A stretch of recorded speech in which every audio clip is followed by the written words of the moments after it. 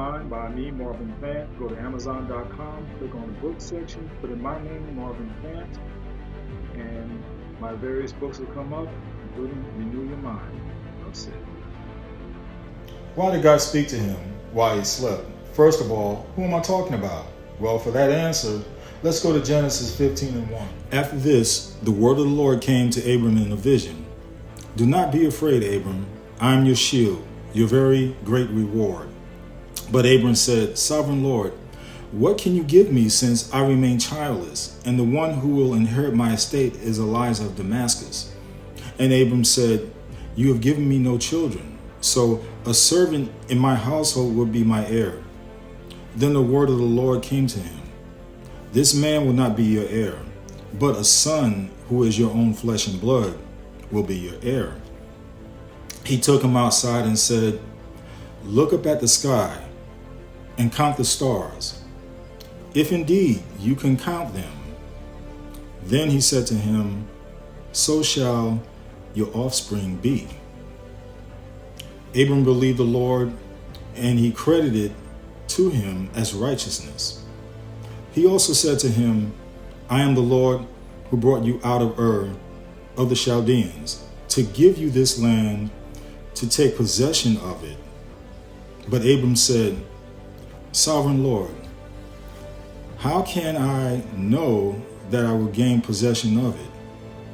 So the Lord said to him, Bring me a heifer, a goat, and a ram, each 3 years old, along with a dove and a young pigeon. Abram brought all these to him, cut them in two, and arranged the halves opposite each other. The birds, however, he did not cut in half. Then birds of prey came down on the carcasses, but Abram drove them away. And as the sun was setting, Abram fell into a deep sleep, and a thick and dreadful darkness came over him. Then the Lord said to him, Know for certain that for 400 years your descendants will be strangers in a country not their own, and that they will be enslaved and mistreated there.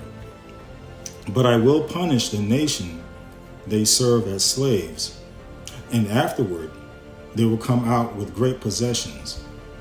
You, however, will go to your ancestors in peace and be buried at a good old age. In the 4th generation, your descendants will come back here, for the sin of the Amorites has not yet reached its full measure. When the sun had set and darkness had fallen, a smoking firepot with a blazing torch appeared and passed between the pieces.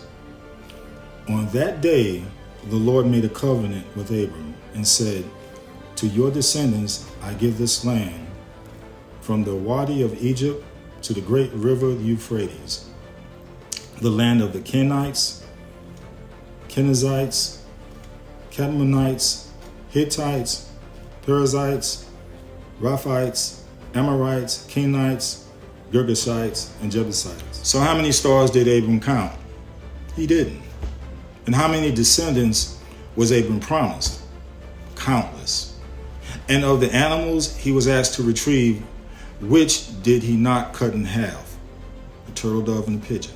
It says, after Abram fell asleep, why did a horror and darkness come over him? And I wondered, why did darkness and horror come over him? This is because of the affliction and pain his descendants will have to endure. And by the way, what animal rights group would have a problem with God's request today, which is of cutting animals as a sacrifice? PETA and the ASPCA. Now this is where meat is served in the passage. Here's serving number 1. So why did God have Abram to sacrifice those animals and additionally to have a smoking fire pot and a flaming torch? The key detail, though, is that God alone, in the form of a smoking fire pot and a flaming torch, passed through the path of the torn animals in verse 17. Covenants like this one were supposed to have 2 people involved. Both parties to the covenant were supposed to walk between the slain animals, signaling that if either one broke their side of the agreement, he would suffer a fate like that of the animals. God's covenant then was radically unique. Abram wasn't even awake when it was made, so he couldn't walk the covenant out. God walked through for both of them, promising to bear the fatal burden if either one of them broke the covenant. And centuries later, after mountains of human sin had accumulated, the Son of God bore the covenant penalty on the cross. So here we see part of the reason for putting Abram to sleep. Now here's the other part. So here's the crux of the title of why would God talk to a man while he slept. He spoke to his spirit instead of his soul conscious, be it the flesh. He spoke to him the way he comes and speaks to us in our dreams.